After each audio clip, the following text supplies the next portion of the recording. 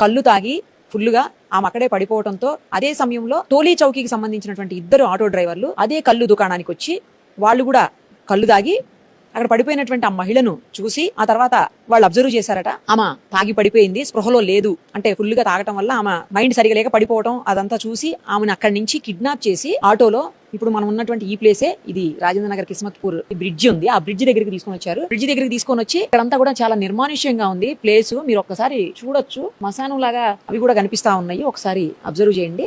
ఈ ప్లేస్ కి తీసుకొని వచ్చి అంత చాలా చుట్టుపక్కల కూడా ఇల్లు ఉన్నాయి కానీ చాలా దూరంగా ఉన్నాయి, కనిపించట్లేవు, ఎవరు కూడా అంతా అబ్జర్వ్ చేసే పరిస్థితి ఉండదు. మేబీ అందుకోసమే వాళ్ళు ఇక్కడ దాకా తీసుకొచ్చినట్టున్నారు. తీసుకొని వచ్చి ఆ మహిళను వివస్త్రణ చేసి ఆ తర్వాత ఒకరి తర్వాత ఒకరు దారుణంగా రేప్ చేశారు.